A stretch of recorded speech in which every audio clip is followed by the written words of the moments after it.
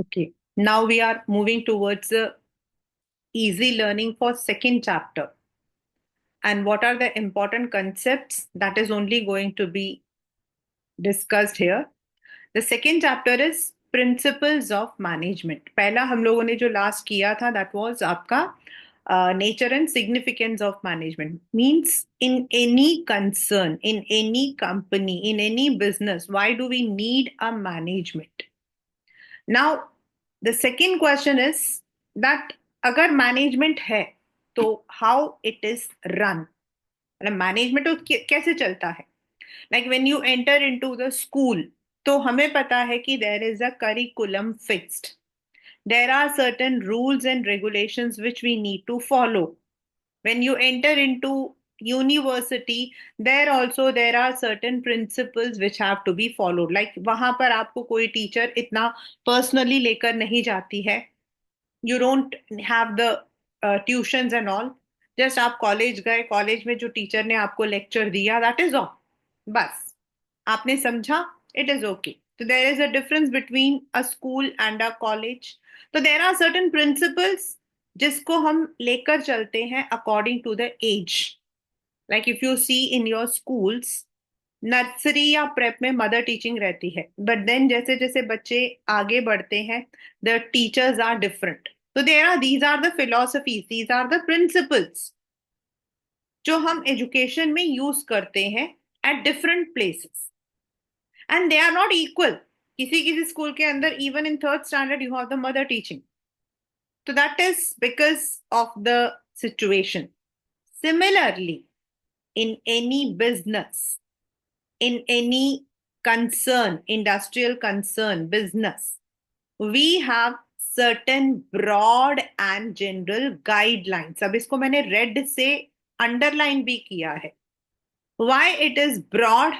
because जब हमें चाहिए, ब्रॉड मतलब थोड़ा बड़ा, जब हमें चाहिए हम उसको एड ऑन करते हैं. They are general. General means जैसे आपने एक सामान खरीदा, लेकिन आप उसको अपने according you will be fitting it. Similarly the principles of management are general guidelines जिनको हम time to time we may modify. And these are, ये जो प्रिंसिपल्स हैं we use it for decision making, for the behavior. It is not for you, it is not used for any material, it is used for the human behavior. और related to the function, हमें कोई decision लेना है उसके लिए हम उसको रखते हैं कि this should be done like this. now what are the nature or characteristics, paper में आपके आ सकता है. everything which is on this page are exam related only. तो पहला, दे आर जनरल. तो इसमें क्या वर्ड आएगा आपकी, if you are finding in your question paper तो क्या क्वेश्चन आएगा? They are broad general guidelines. ये जो प्रिंसिपल्स है, even though there are 14 of Fayol's and 4 of Taylor, लेकिन इनको हमने फॉर्म किया है over a long period by practice, by experimenting in different areas. उसके आउटकम्स को लेकर हमने, कॉज एंड इफेक्ट को लेकर हमने इसको जो है इम्प्लीमेंट किया है. They are used everywhere. maybe it is a small concern, big concern, it is a profitable, not, मतलब यहाँ pervasive नहीं, universal means they are applied for all kinds of business. as they are broad, they are general, they are flexible. एक company में ही दो different department के अंदर the manager में need to use it in different veg.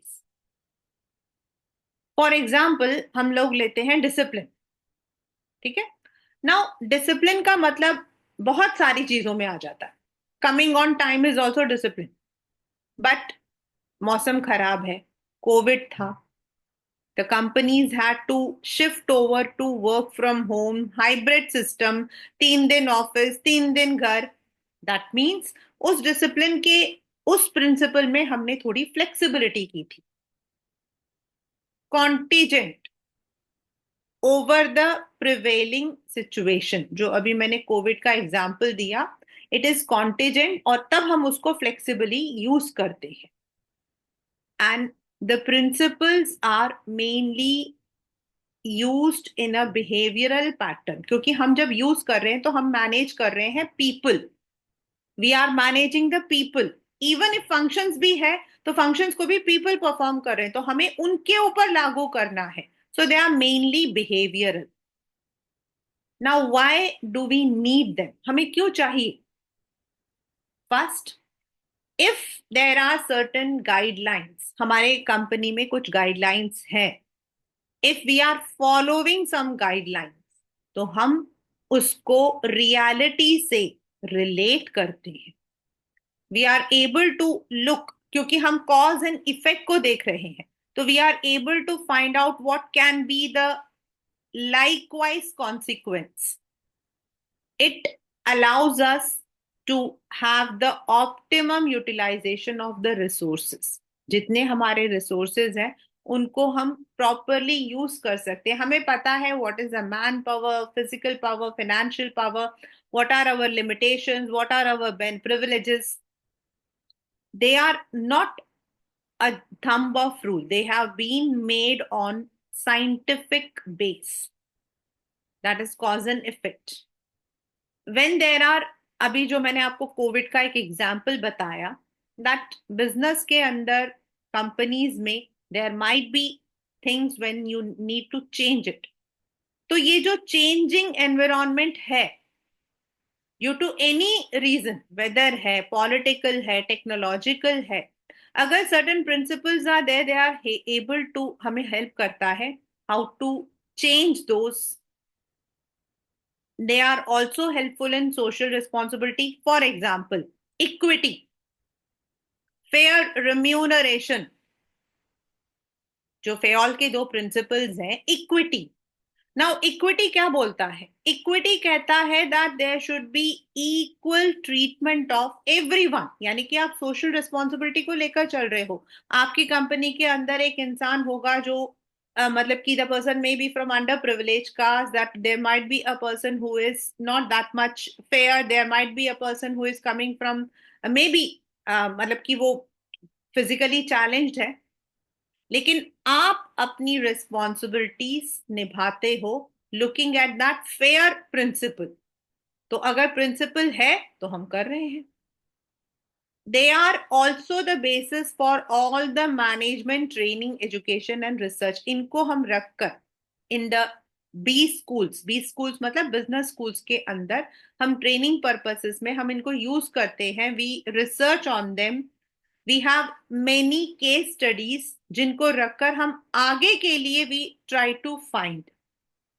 So that is, these are the significance, and you may find all these words which are underlined in your questions. Now we have two major prominent people. There are many, but हम लेते हैं Fayol's and Taylor को in our 12th standard. Maybe if you are continuing with your BBA, आपके पास और भी आएंगे. तो फेयोल्स जो है उनको हम father of principles of management बोलते हैं. Not scientific but principles of management, general management. And he devised 14 principles, and they are all very well used in every organization even till today. The very first which he said is division of work. यानी जो काम है that should be divided. That is what हम लोग करते हैं इन organising. Organising में हम क्या करते हैं? What do we do? हम सबसे पहले we understand what is the work, फिर उसको हम डिवाइड करते हैं, फिर उसके बाद हम डिपार्टमेंटलाइजेशन करते हैं, उसके बाद हम अथॉरिटी टू रिस्पॉन्सिबिलिटी का रिलेशनशिप को रखते हैं, उसके बाद फॉलो अप करते हैं. तो division of work which comes under organizing, यानी कि the work should be organized. The similar kind of work should be put under similar department and competent person should be assigned. Second is, अब काम को आपने divide कर दिया. Okay, the production is there. हमारी company में production भी है, मार्केटिंग भी है, सेल्स भी है. ये तो हमने कर लिया. अब उसको करेगा कौन? उसको करवाएगा कौन? उसको करेगा कौन? उसको करवाएगा कौन? who is going to be the authority, the commanding power, and जिससे वो काम करवाएगा who is going to be responsible, यानी कि हमें एफिशिएंट स्टाफिंग भी रखनी है and we have to establish the authority to responsibility relationship so that the work is done on time and efficiently. That is minimum cost as well as on time, effective and efficient. Third, discipline. Discipline के लिए in your book there are different kinds of examples. Discipline is ensuring certain rules and regulations. कम और आपके paper में जो सबसे ज्यादा common रहा है that there should be a mutual cooperation. The workers should abide with the rules and of course the management should also abide with their promises. ये आपके पेपर में बहुत ज्यादा आता है. But otherwise on a broader way, discipline ensures work on time, people's coming on time. Discipline ensures there is no wastage of your time. Next, unity of command. आपको directly भी question आ सकता है, write a short note on unity of command. Unity of command means authority अब आपको command करेगी. There is a responsibility and there is an authority. तो जो अथॉरिटी कमांड करती है उसके नीचे कोई ना कोई काम करेगा. Certain times what happens is a worker may be getting command from two or more bosses, which what will happen is अगर ऐसा होगा तो काम पूरा नहीं होगा, अगर होगा तो भी efficiently नहीं होगा. That may lead to absentees, क्योंकि आपके जो subordinates हैं they would not be happy to receive orders from two bosses. There might be a time when sales कह रहा है कि आपको ऐसे करना है, production कह रहा है ऐसा करना, which is very common in your papers. So unity of command ensures one subordinate, one boss. Unity of direction. Direction मतलब आपका रास्ता. All the members, all the team together under one leader should move into single direction. Production है तो आपका सारा काम production से related होना चाहिए. आपको दो डिपार्टमेंट्स को जो है इंटरमिंगल नहीं करना चाहिए. Subordination of individual interest, once again ये इनडायरेक्ट में आता है आपका.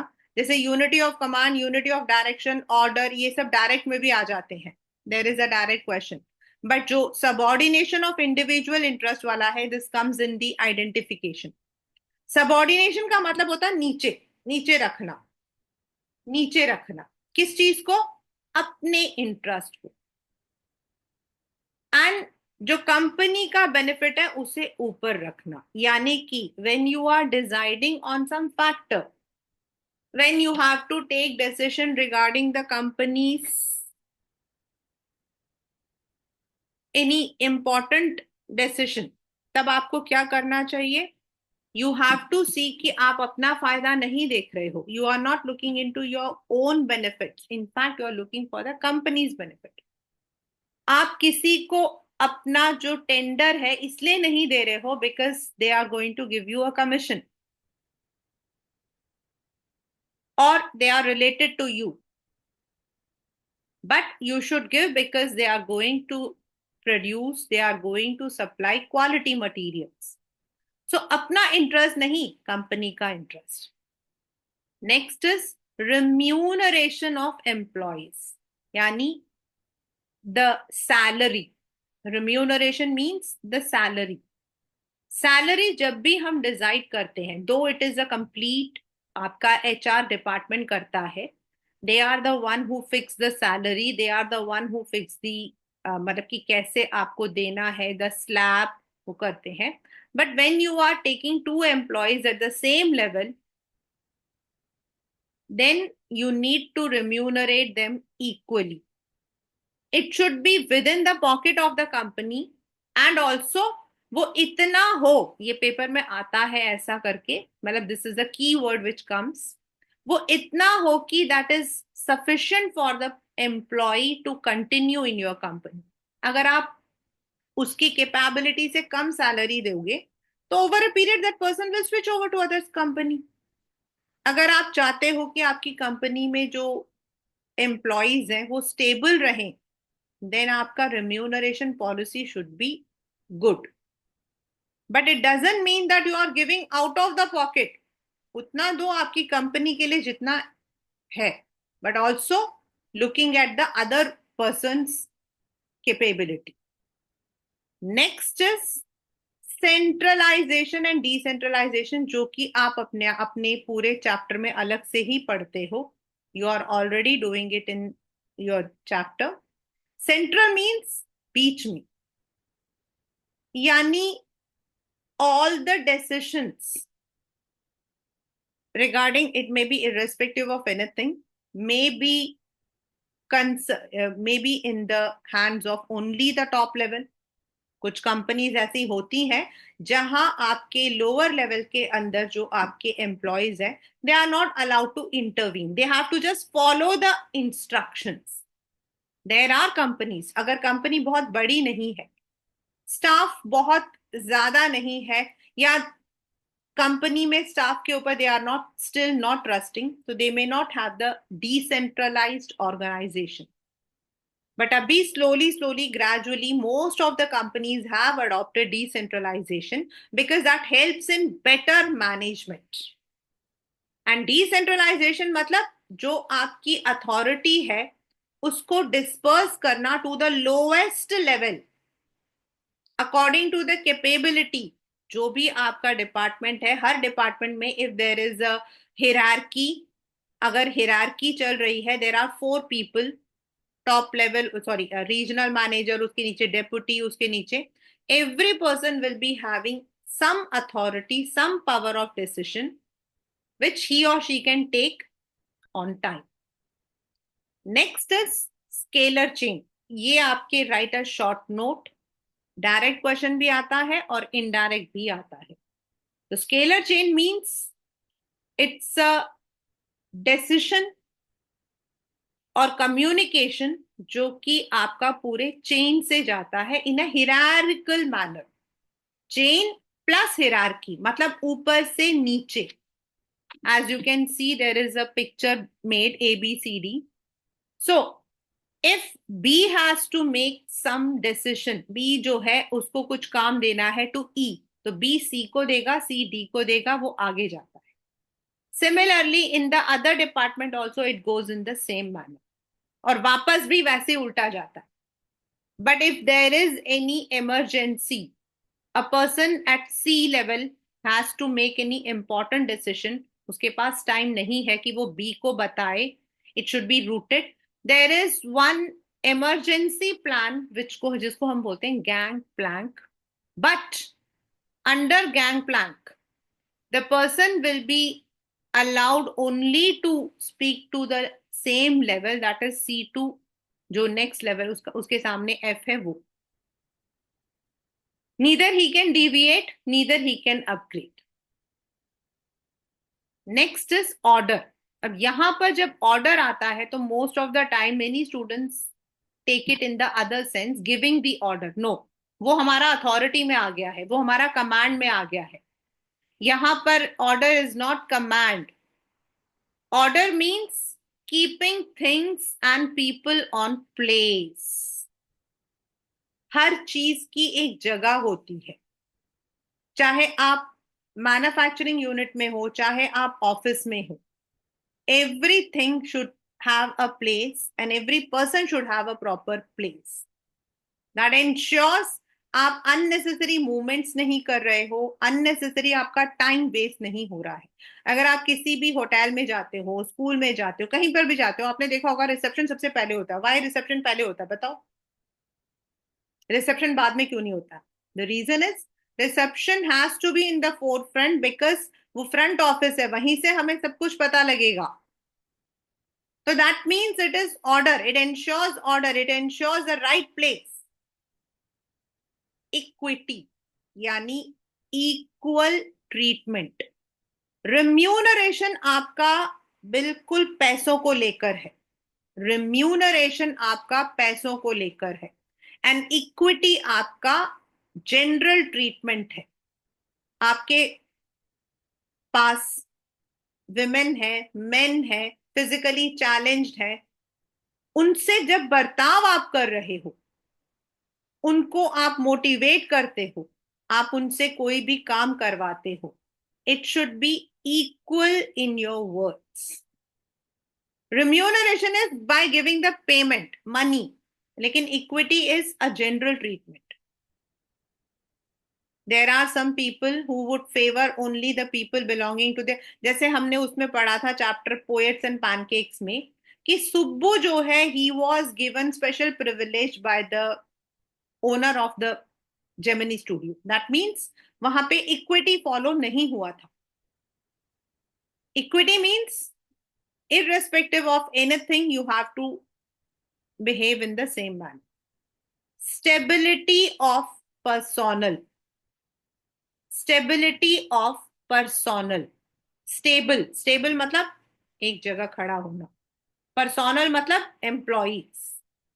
Stable मतलब एक जगह and personnel मतलब employees. यानी कि बार बार अगर employees नौकरी छोड़कर जा रहे हैं, उसके पीछे हो सकता है reason equity, remuneration of employees, unity of command, ये सारे आपके रीजंस होते हैं जिनकी वजह से लोग नौकरी छोड़कर जाते हैं। सो कंपनी के अंदर दो पॉलिसीज हमेशा होनी चाहिए, बहुत ध्यान से सुनना। Again this is an indirect question. First, you are giving enough salary to fulfil their needs, की उनको जो है they don't need to search for another job. Secondly, कोई भी इंसान जो है, anyone, even if I go to any school today, even I'm a teacher, I have the qualifications, I'm a doctorate, everything is there, लेकिन किसी भी school में जाने के बाद मुझे अपने आप को प्रूव करने के लिए I would need some time. मैं एक दिन में नहीं बता सकती हूँ, या मतलब कि बच्चे पढ़कर ये बता सकते हैं कि यस द टीचर नोस, लेकिन रिजल्ट आता है only when I am given time, because I need to understand the school's rules, I need to understand the children's attitude, they have to understand my। तो एक दिन में तो कोई भी चीज नहीं हो सकती है। आप कंपनी में काम करने गए, आप एमबीए हो, you are MBA from a very reputed institute, लेकिन प्रैक्टिकली जब आप काम करते हो तो there are so many things that you may not have heard. तो the company should have such policy, the company should have such policy जिसमें आपको प्रूव करने के लिए they are giving you some time. ऐसा नहीं है कि आपने पहली बार गलती की और आपको कहते हैं चलो भाई चलो जाओ। No, it should not be there. There should be always a scope where you are able to prove yourself. And इसके लिए जब हम स्टाफिंग वर्ड यूज करते हैं तो वहां पर हमारा होता है 1 year, normally in most of the companies it is 6 months to 1 year probation. और उस प्रोबेशन पीरियड में आप अपने आप को प्रूव करते हो कि आपको कितना समझ आया, कितना नहीं आया, तो इतना टाइम देना जरूरी होता है। Next is initiative. The managers should always give scope for initiative. अगर आपके कंपनी के अंदर कोई आगे बढ़कर कोई आपको एडवाइस देता है, सजेशन देता है, इट शुड बी वेलकम। आप इंप्लीमेंट करते हो नहीं करते हो, but you should at least accept it, and if possible reward the person। last but not the least is spirit de corps, यानी कि the spirit of corporation, this is the spirit of cooperation, साथ मिलकर काम करना। we can never say that I have done this work, no work is done by I, it is always we, and the managers need to replace the word I with we। ये आपके paper में आता है, 1 marker। So these were the 14 principles of Henry Fayol। These principles mostly are used in the admin wing.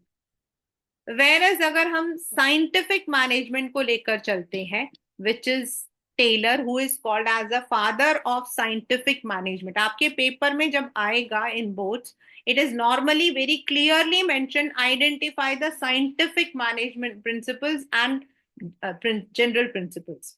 तो आप इन चीजों पर बहुत ध्यान करेंगे, सिंगल सिंगल वर्ड पर. So this is where the application of science is applied to all the components of management. जो science का कंपोनेंट है, साइंस का क्या कंपोनेंट है? Cause and effect. आप उसको यूज करके you are able to develop your principles. And according to him he had 4 major principles. उनके 4 प्रिंसिपल्स थे, और उसको लागू करने के लिए ही हैड टेक्निक्स. तो please remember, principles and techniques 2 अलग वर्ड्स हैं क्लास 12. प्रिंसिपल उनके थे science not rule of thumb, यानी each and every decision which you are taking should be based on cause and effect. It should not be trial and error. चलो करके देखते हैं. अभी recently in a school there was one child, it was there I came to know, the child science का कोई था, तो उसने सोचा क्यों ना मैं साइंस का करके देखता हूं, और उसने डस्टबिन में आग लगा दी. तो it should not be like trial and error कि चलो करके देखते हैं. Everything is based on a science experiment, तो we should understand the cause and effect. जितने उनके टेक्निक्स हैं, whether it is method, motion, time, all are scientific principles. Second is harmony not discord, यानी हार्मनी मतलब मिलजुल कर. जैसे आपका ऊपर था a spirit de corps, similarly scientific में है हार्मनी, मिलकर काम करते हैं इंस्टेड ऑफ फाइटिंग. इसके लिए उन्होंने बोला है there should be complete mental revolution. बहुत बहुत बहुत इंपॉर्टेंट है. मेंटल रेवोल्यूशन मतलब there should be a change in our mindset. हम लोगों ने डिसिप्लिन में पढ़ा था. सिमिलरली टेलर का कहना है the workers should understand the company's need and the management should also understand workers need. इसी का एक्सटेंशन है कोऑपरेशन नॉट इंडिविजुअलिज्म. यानी कि व्हेन वी आर वर्किंग, तो हमें ये नहीं देखना कि हमारा इसमें क्या फायदा होगा. मेंटल रेवोल्यूशन में क्या है? मिलजुल कर क्यों काम करना है? अपना फायदा नहीं, पहले हमें कंपनी का फायदा देखना है. उसमें है एक दूसरे को समझना है, इसमें है अपना फायदा नहीं देखना है. Last but not the least, very important, आजकल पेपर में बहुत आ रहा है, development of workers to their efficiency and prosperity. बहुत आ रहा है आजकल. इसका मतलब है कि जब आप किसी भी एम्प्लॉय को रिक्रूट करते हो, किसी भी वर्कर को रिक्रूट करते हो, first of all you should have a proper recruitment method. You should see that person is mentally and physically capable. मैं जो words बोल रही हूं ये आपके पेपर में as hints आ सकते हैं. Then after rigorous process, आपने उनको recruit कर लिया, आपने उनकी physical capability, mental capability देख ली, उसके बाद you should give the training to them, ताकि आगे जाकर कोई accident या wastage ना हो. This is development of workers to their efficiency.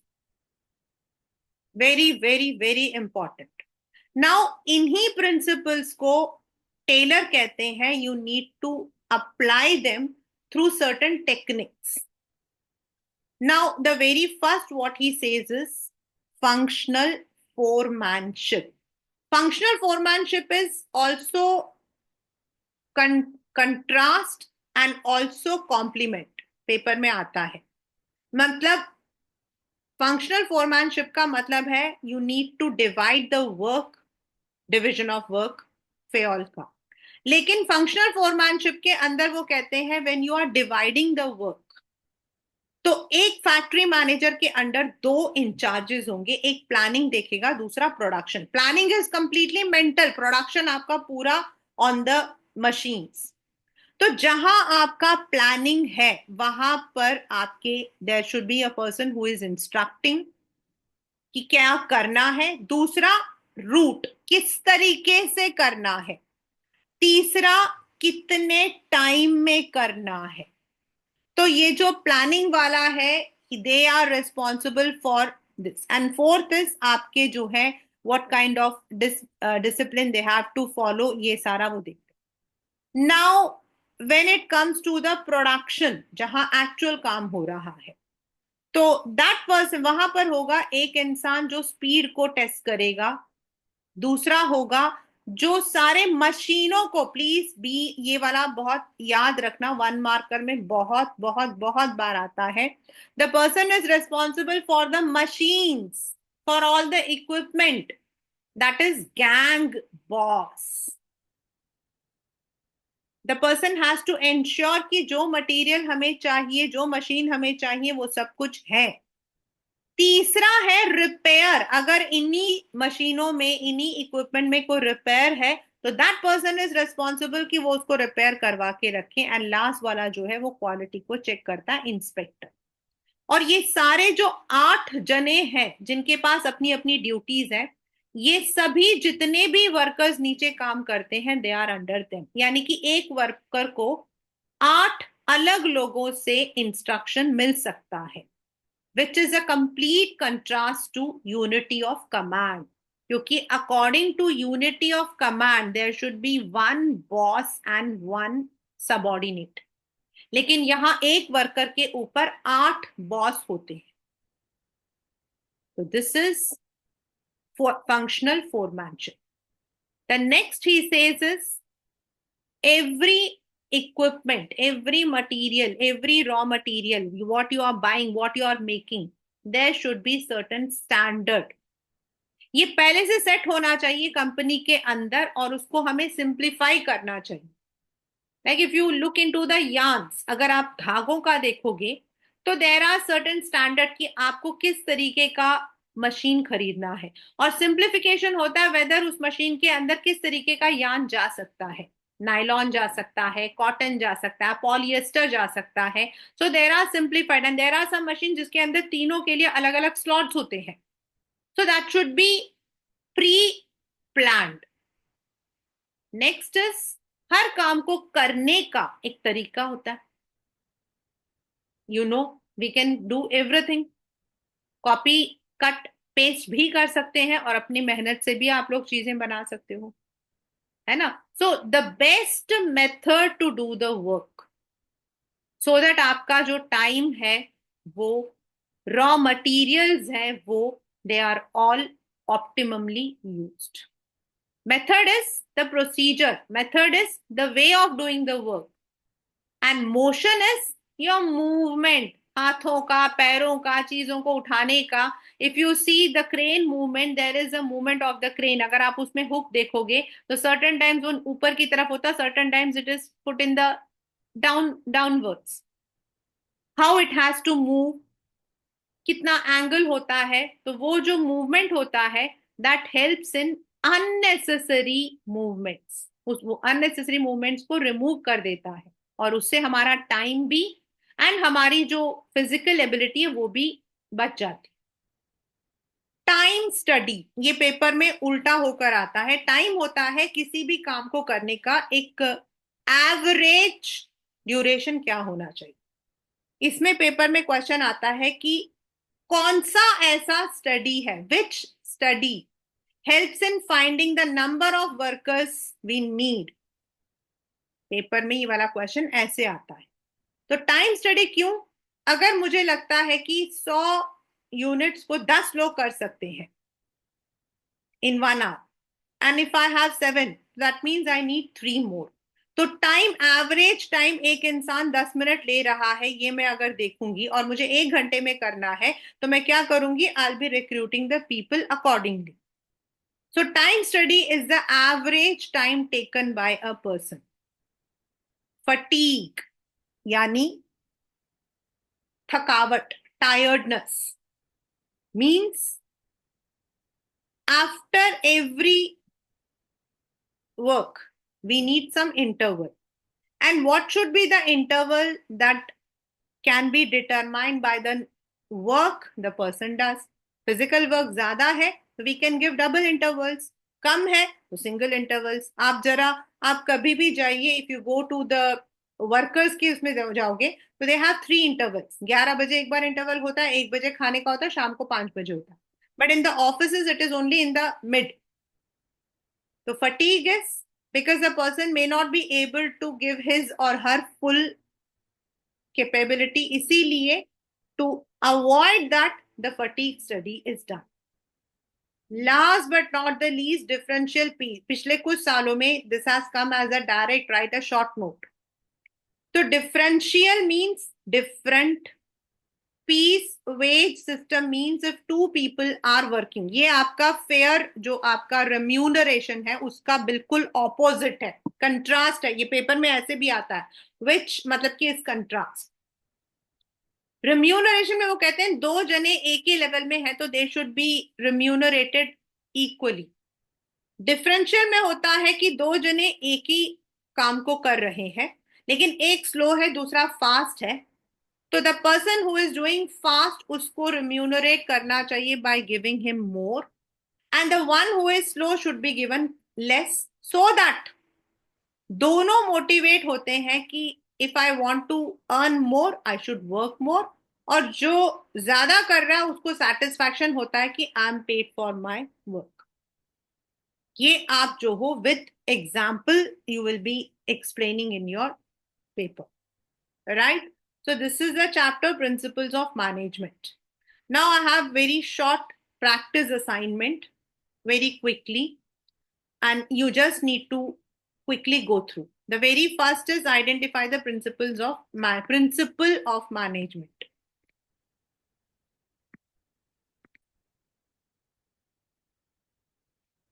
So these are the kinds of questions that you can expect in your exams. They are only in the short form in this assignment, but there might be a question which may say identify and explain. तो आपको 3 marker में आ सकता है, तो identify भी करना है और एक्सप्लेन भी करना है. Like the first question says development of workers to their full potential, because according to, अगर ये क्वेश्चन आपको एक्सप्लेन करने को आए तो आपको लिखना है according to Taylor, या Taylor believed that each and every worker should be scientifically or rigorously recruited, and then he should be given or provided training for increasing the efficiency. Second is motion study. बच्चे movement, move क्या करते हैं? चलना. Movement मतलब चलना, motion. Then to prove yourself you need some time, that is आपका stability of personnel. And last but not the least is if it is principle, आपके 14 from Fayol and 4 from Taylor. Technique तो Taylor. And characteristics जो हमने सबसे पहले पढ़ा था, that is general guidelines, ये वाले आपकी the general guidelines formed by practice, experiment, flexible, contingent, behavioral, ये आपके characteristics हैं. And significance, why we need it. So this is the chapter Principles of Management.